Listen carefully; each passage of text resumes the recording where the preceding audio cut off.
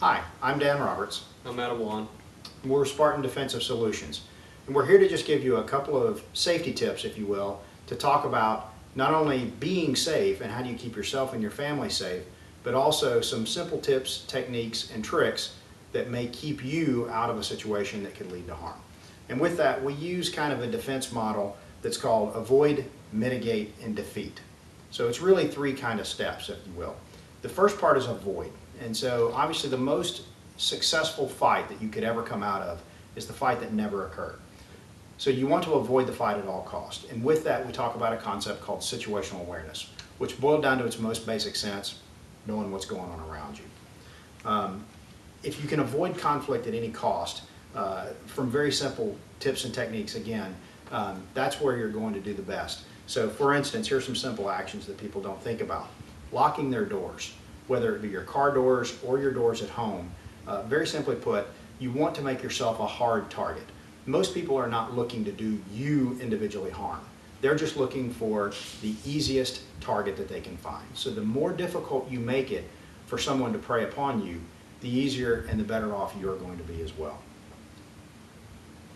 Anything to add to that? No. Okay. A couple other things you can do is if you know you're going to be, for instance, in the real estate business, if you know you're going to be in a house with someone that maybe you've never met before, maybe you were not able to meet them at the office before you were able to go out. Some of the things you can do, of course, is meet them in a public place where it's well lit, where you get that first introduction. If you go into the house with the individual, obviously letting someone like a spouse or a family member or a family friend know who you're meeting, where you're meeting them, what time you're meeting them, and then maybe set up a rally point where they're actually going to call you. And you can have some very simple key words. For instance, when your phone rings, you don't want to be rude. You don't want to carry on a conversation, obviously, when you're with a customer. But you can pick up the phone and just play it off as, it's okay. That can be a key word to let everyone know that you're okay. Whereas if you said something like, I can't talk right now, that means, hey, I might need some help or I'm not getting a good vibe. And so it may let that person know, do I need to come to you? Do I need to make another phone call? So those are just some simple tips and techniques you can use. Another one, if you're at a convenience store, for instance, and you pull up to the convenience store because you're going in to get something to drink, and you notice that there's 2 or 3 folks loitering around the door. Very simply, don't go to that convenience store. Go somewhere else. Again, you're trying to make yourself a hard target. You're trying to avoid the situation where any potential conflict or threat could arise. The best survivable confrontation, again, is the one that never happened, and the best defensive tool you have at your disposal is your mind. If you can think through things logically and you can try to avoid them by using good situational awareness, you stay out of a bad situation to begin with. However, sometimes situations change, or you may find yourself where you couldn't get out of the situation, and next you go to mitigating that conflict, which of course is to minimize the amount of cost or the amount of damage that comes with it. Big question to ask yourself is, how quickly can I leave this situation? In other words, how quickly can I remove myself from any potential danger, harm to myself, harm to my family, harm to my personal property, any of those things. One of the things that a lot of folks forget is that a vehicle is an outstanding defensive tool. So if you feel threatened, getting back into your vehicle and simply locking the doors, taking your cell phone, having a cell phone with you, quickly dialing 911, and even if you don't have Bluetooth, putting that cell phone either in the center console or in the seat beside you so that you're then talking to either law enforcement officials or at least the dispatcher so they can kind of hear what's going on. And at that point in time, if you have your keys accessible, drive away. Again, remove yourself from the situation before it continues to escalate. If the individual chooses to stay in front of your car, remember at that point, even if you go to the next conflict, which is to defeat the threat, you're in basically a 7,000-pound weapon at that point. You need to remove yourself from that threat. Don't feel as if I can't do anything because this person is blocking me. You're in a vehicle. Use that vehicle for what it's intended for and get away from it. Some of the other basic techniques you didn't know is how to not trap yourself in a corner. So say for instance, if I'm showing a house, I'm always going to open the door and allow the individual to go in front of me. I never want to put myself at a point to where whoever I'm with, especially if I don't know them, is between me and my exit point. So between me and the door to leave. So remember, always try to keep yourself from being trapped in the corner. If you need to show them something, let them go in front of you, show them what you need to show them, but remember that your egress is always behind you and it's always clear. I'd say even simple things is, you know, a lot of times you have to walk up to the door and get the key out of the key boxes, not turning your back to the individual, you know, keeping yourself somewhat quartered so you kind of can see what they're doing, kind of where they may be moving. Again, just simple things to keep you aware of what's going on around you. Lastly, you can't always mitigate the threat. So we try to avoid the threat when possible. If we can't avoid the threat, we're going to mitigate the threat. We want to minimize it to the maximum amount that we can. But even then, we can't always mitigate the threat. And so then we get ourselves into when we might have to defeat the threat. Now, when we get into defeating the threat, probably one of the most powerful techniques to understand when it comes to defeating that threat is two things. Number one, maintain a positive mental attitude. And number two, a will to survive. So you have to remember, I am going to survive this threat. And when you get your mindset that I am going to survive this threat, it will make all the other parts and pieces play along much better. But that positive mental attitude and that will to survive are probably two of the most important things you can have. Defeating the threat is really about surviving. That's what the end state is to defend yourself or your family, defeat this threat, and again, that means get away from the threat, get safe again, whether that's with law enforcement, whatever it may be.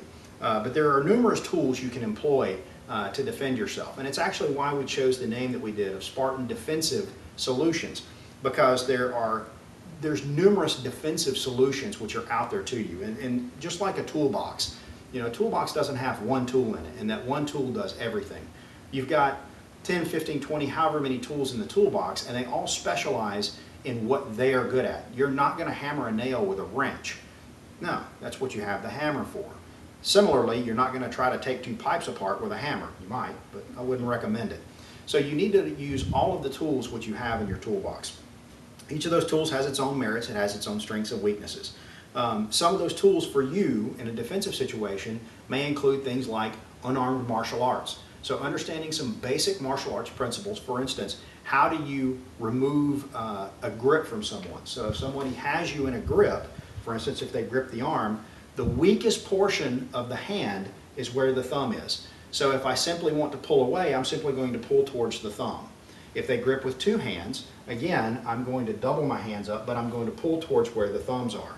If they grab from behind, where would I want to grab? I'm going to grab towards the thumbs to try to break the lock. Some simple techniques that you can use that can help you to get out of maybe a situation where now you're having to go towards defeat the threat. Some of the other less lethal techniques that are out there, or tools that are out there, would be things like mace. Mace is very readily carryable now. You can carry it on a keychain. Many females do carry it on keychains. Many males will carry it as well, even in their car. Similar things like tasers or other electronic devices which can deliver a shock. ASP batons. ASP is a proprietary name, but there's other flexible batons that are out there that can collapse and can be carried very simple, and they're very lightweight. Obviously, all of those are the less than lethal. And then you move all the way up the scale of escalation to the highest point of escalation, which would be the use of a firearm. And of course, the use of a firearm is the highest level of escalation, but it's also the largest hammer that you have in the toolbox, if you will. So, you know, we can't always keep ourselves out of the situation. We decide now we're going to use something like that largest hammer in the toolbox. That's one of the things we can help to provide you with. And one of our mantras is prepare today to defend yourself tomorrow. Because what you don't want to be is in the situation where now you're faced with it and you say, if I had only done this, or if I had only carried that, or if I had only learned how to do this. You prepare today to perform tomorrow. So you're preparing today really to survive tomorrow. So a couple of the options which we are going to provide. One is the Texas Department of Public Safety's Concealed Handgun License course. That course is what's approved through the Texas Department of Public Safety to license authorized carriers of a firearm to then be able to carry a concealed pistol on their person, and the laws that govern how you can carry that firearm, where you can carry that firearm, and then should the need arise, when can you actually draw that firearm and discharge that firearm. But the purpose of the CHL course is not to teach you how to shoot a firearm. It is merely to talk through the legalities behind carrying the firearm. So we're going to offer a second course as well, and that is the NRA First Steps course. Yeah, so with the NRA First Steps course, it really is designed to take you from, you know, decide to purchase a pistol, or you're deciding to purchase a pistol, and you've never really fired one you're not comfortable with. So it'll take you from how that pistol operates, how to safely handle it, how different features and functions of that firearm, all the way through where we actually put you on the range, show you proper usage and techniques with that firearm, get you comfortable with it at a comfortable distance, make sure you've got good recoil management techniques, good sight alignment, sight picture, that stuff. And then we take you through how to break it down and properly care and maintain it and clean it as you have to do as you own it. And what that gives you the benefit of is if you're not at a point where you feel like you're comfortable to go out and do the firing qualification portion of the Texas CHL course, what we can offer is after you've completed the academics, we just wait, and we have a timeline there. We just have to get the shooting done within that. So then you come out and you can do the first steps course with us. And we can put you out on the range and get you comfortable with that firearm and let you feel exactly what it's going to feel like and help you along with how to properly use it, and then allow you to do the Texas CHL qualification of fire. We can do it that same day after we complete the NRA first steps, actually. So. Yeah, and it's one of the courses that we typically have together in one day, and we call it 0 to ready to carry in a day. What we're doing for, obviously, Bradfield Properties, Better Homes and Gardens, is to separate that into 2 separate classes so that now you don't have the whole time commitment of, say, taking 8 hours out of your day or really taking up an entire Saturday to try to accomplish both. So if you really are not that comfortable with a firearm, but you say, this is really something I need to do, I need to prepare today to defend tomorrow, then you can take the CHL course, but you can additionally sign up for a reduced rate to take the First Steps course as well. Take the CHL portion, take the First Steps course, and then immediately following you can finish with your Department of Public Safety course of fire and won't have any problems. There's a quote that we have on our website that I like to kind of end with when we talk through being in a defensive mindset, and that is that the strong do what they can and the weak do what they must. You want to have that option. You want to have the option of the can instead of being forced into a this is now what I must do. Kind of the final thing that we want to leave you with is the intent of this video is really not to scare anybody.